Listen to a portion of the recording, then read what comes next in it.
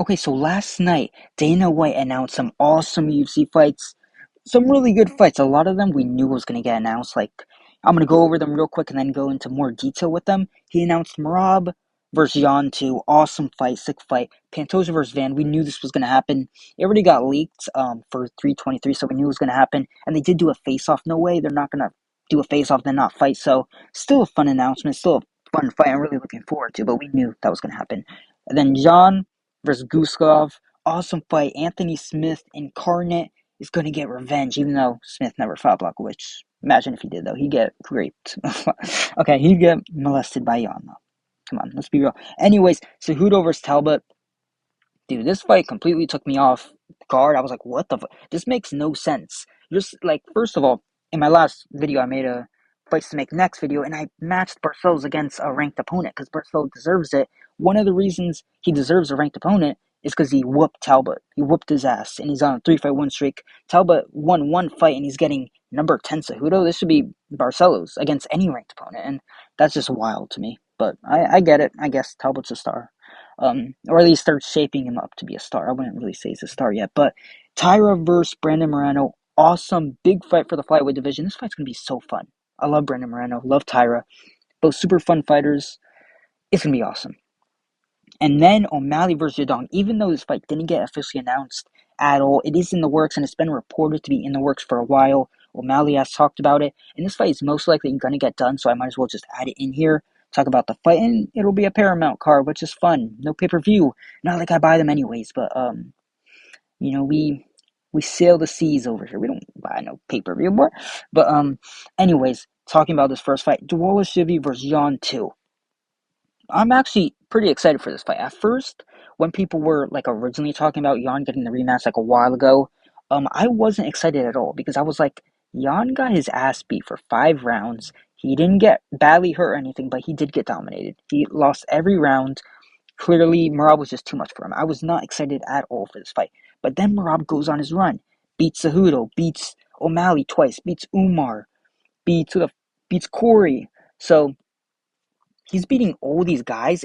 The Jan performance, it isn't that bad anymore. Like at first, it was pretty bad. You're saying Merab, who held Aldo against the cage, like couldn't take him down once, is beating you 5 rounds, like 50-45 in you. How are you going to let that happen? Like the Jan fall off is real. And then Merab just dominates everyone else, finishes Sean O'Malley. So it's not that bad of a performance, especially when you consider Jan said he was injured. And we see the Pereira and Ankalaev fight. We see what happens with injuries. Like it can really switch the fight. Like it can really be a different fight. And Jan has taken inspiration from that. He tweeted it himself. So this fight is going to be a fun fight. Enough time has passed. Jan is on a 3-fight win streak. Merab, I do think Merab's going to win, especially since I think Merab improved way more than Jan. Even if you consider Jan was injured in that first fight, even if he's 100% himself, I don't really see that many crazy improvements from Jan. Yes, he's gotten better, but it's like he was already kind of not I don't want to say perfect, but when it comes to just skills, he was pretty good. I mean, it's hard to get that much better. Merab, on the other hand, didn't have the best striking. Now he had decent striking. Good calf kicks he landed on Jan in the first fight. Pretty good. People don't talk about the calf kicks, bro. Like, call Joe Rogan. There were some nice calf kicks on Jan. But anyways, Merab's striking has improved so much. Like he went from being a terrible striker, like he has to hold you against the cage. His stand-up went from holding you against the cage to dropping Corey Sandhagen with punches. Like he went from hurting. He was a hurting O'Malley in that second fight against the cage on the feet. Like he had some pretty good. He has some pretty good striking, and his hook, his counter hook, is really weird. Like you think it wouldn't land, especially when he's fighting these taller guys, but he finds a way to land a counter hook when taller guys are throwing straight punches. Like against O'Malley, he was landing that counter hook good. He tried it against Corey, didn't have too much success with it, but he has improved so much more in his striking, in just his striking. And then you also take in consideration his finishing ability has improved. And when I say improved, he actually has it because he had none. He had no submission ability. Now he has a submission ability, went from zero to, you know, anything really, which is impressive. But still, so it's like I really, like, on paper, Merab should just destroy him. And he should. But one thing I do want, like, this has to be an important narrative in this fight. I really hope it is. I mean, it will be. It's the fact that Merab's been way too active. Like, not like people are hyping him, but like he's really active. Like that's gonna bite him eventually. Like no way does that not hurt you at a certain point. Maybe for Merab, since he's like a robot, it'll take him 10 fights in a year for him to actually show like some effect of being too active. But it took Pereira. Took Pereira like he fought 3 times in a year. Fought on Goliath, and he didn't like he looks shit in the on Goliath fight. He looked the worst he's ever been in that first Ankalaev fight, and he fought 3 times that year, and that was a big reason why he looked bad. And you compare it to the second fight when he took time off, he rested, recovered, went to training camp. He looked so much better. He looked so much more confident and better. So it's like how much like it has to come to a certain point where Merab being too active is going to affect him. Like, no way does it not. Maybe it's not this fight. Maybe it's in the Umar rematch, it affects him. But eventually, it is going to affect him, and people need to be talking about this. He's just way too active. So I don't know if I'm going to pick Yan, because if I pick Yan, the only reason I'd be picking Yan is because Merab is too active, and I don't think that's a good enough reason to pick Merab or to pick Yan over Merab. Like, like that's a bad reason saying like Merab's going to beat his ass, but if he's injured, he'll lose. Maybe. So I'll pick Yan. That's not really a good reason enough for me, but still, that is important. People do need to look at that. That activity is way too much, bro. Like it's gonna hurt him eventually, but I'm all for it. It's fun. It's fun. Maybe, and also maybe Merab's just different. He could just be different. I mean, his cardio is already not human. Maybe his recovery is not human either. So next, Pantoja versus Fan. Sick fight, dude. And first, I want to say my prediction for this is Merab winning this fight. Obviously, my prediction for this, I see a lot of people picking Pantoja, and I get why, but I'm really leaning Van. Everything in this fight is pointing towards Van, in my opinion. Like, and it's kind of, I mean, gives me a similar vibe to Pereira versus Onk in the sense that people are saying, dude, even though Van's a really good striker, Pantoja, he's been training MMA like 5 times as long as Van, and it's like, so his jiu-jitsu is going to be way better. Even if Van can keep up on the striking, Pantoja's grappling is just way too much, man. And I'm like, dude, you don't need to have as much good grappling to beat a good grappler. You know what I mean? Like, Pereira, like, Ankalaev has been grappling he's been grappling for like his whole life. Pereira has been grappling for like 5 years, bro. Like 6 years, maybe. He has not been grappling that much, and he was able to defend every single takedown. And that's also when you consider this is down at flyweight, the lightest division, where age matters the most. Like, age matters a lot. And people aren't talking about how old Pantoja is. Like, Pantoja is 35, I think. I'm not even sure when his birthday is. By the time this fight comes, he might be 36, if his birthday is soon. Because this is in October. So he's going to be like 35, 36. Van is 23. And we see this so many times in the lighter divisions where a younger guy who may not have as much experience, but he's really athletic, he's young, he's faster. We see that happen in these later divisions, especially flyweight and bantamweight, where they'll pick off wins and you're like, damn, that surprised me. Like Martinez versus Rob Font. Rob Font should have won that fight on paper. Like Martinez is making his debut, or not his debut. I think it might have been his debut or something, or his second fight, and he's beating Rob Font like that. And I know Pantoja is way better than Rob Font, but I'm just laying that out as an example of someone who should be way more skilled. Not really in the striking department. Pantoja does have good striking, but he got him beat in the pure striking. You know, Pantoja's a marauder. Like he'll walk him down, he'll try to walk him down, mixing in the takedowns. But if they're just boxing, if they're just striking, Pantoja is getting his ass beat, to be honest. But even with the grappling, I see Van being able to defend the takedowns. Like he has good takedown defense, really good takedown defense. And you got to think about how much Van is going to improve. Like Pereira improved so much in his like fourth fight in the UFC compared to his fifth fight. Pereira improved so much.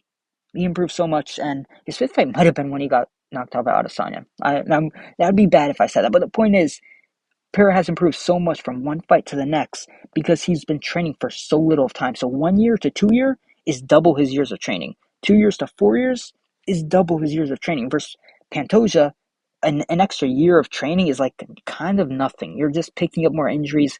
You'll be sharper, sure, but Pantoja isn't going to improve like Van is going to improve.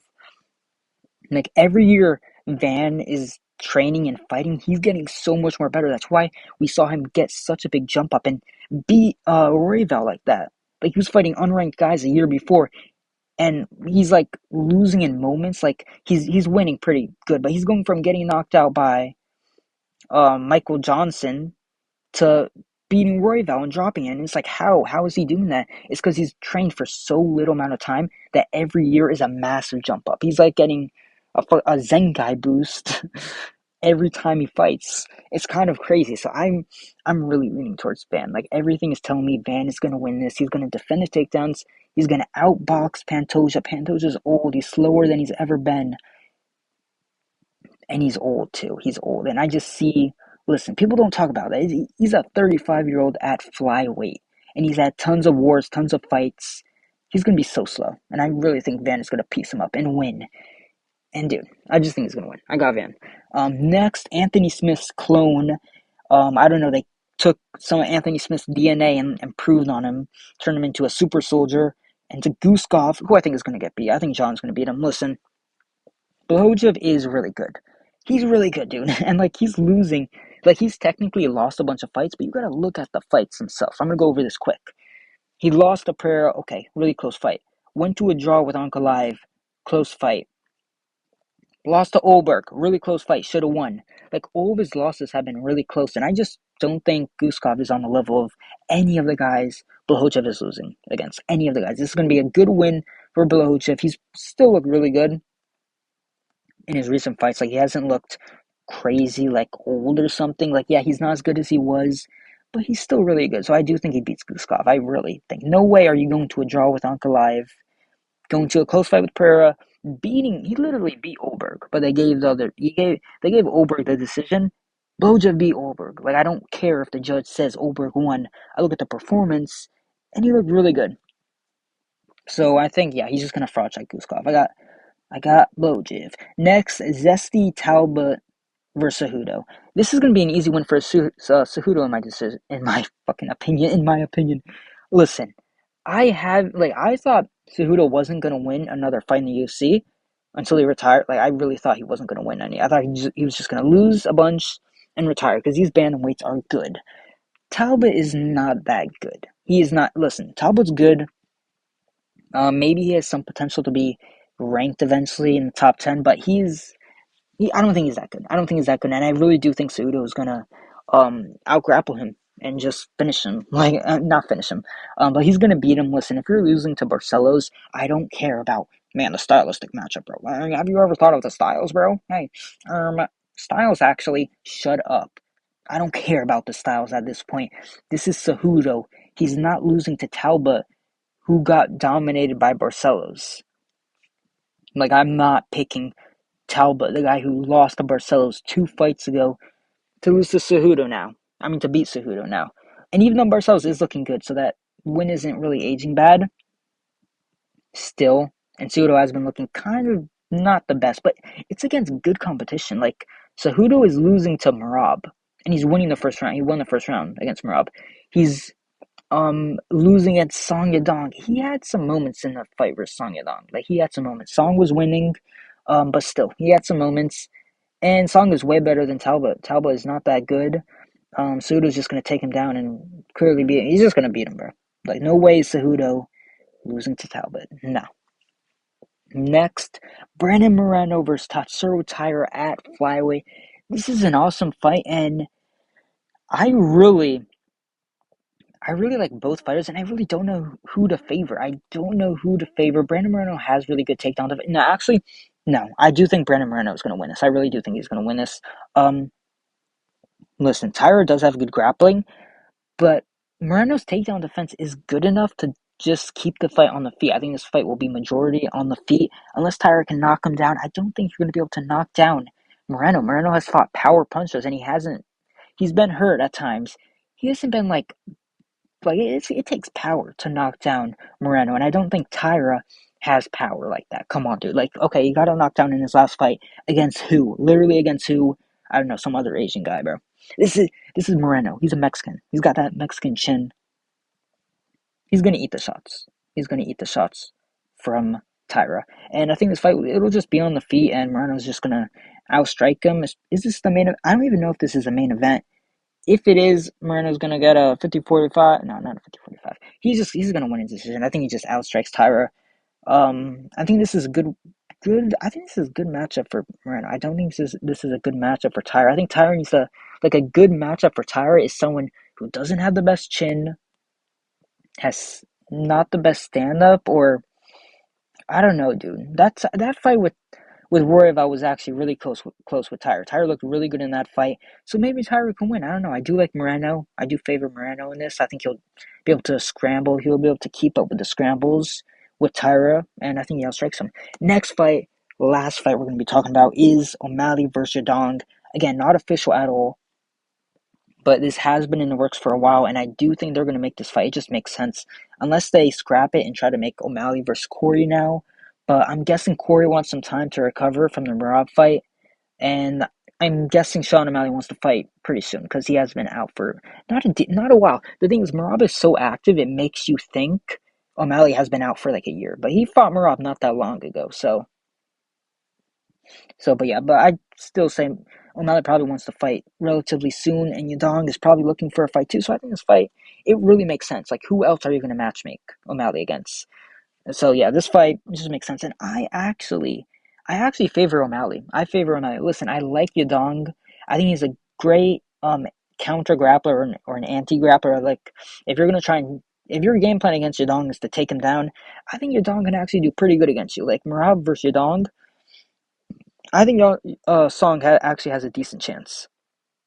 He has great takedown defense, great boxing, decent power, but against someone like O'Malley, I do think O'Malley will be able to outstrike Yadong for as long as this fight will go. It'll probably be 3 rounds, probably be a feature fight, so it'll probably be 3 rounds. But yeah, I do think O'Malley will be able to outstrike Yadong. Yadong is good. I'm not gonna lie, I do think Yadong is a bit overrated. Like, I've kind of always thought that. Like, Yadong is good. I'm not saying he's a bad fighter, but I see people pick Yadong against like Corey Sandhagen, and Yadong did look decent in that fight. Still saw people pick him against Petr Yan. Like, I don't think Yadong is that good of a striker. He is good, but he's I can't speak, primarily an anti-grappler. Like against Cejudo, perfect matchup for Yadong. And still, Cejudo was landing on him in moments, and O'Malley has such a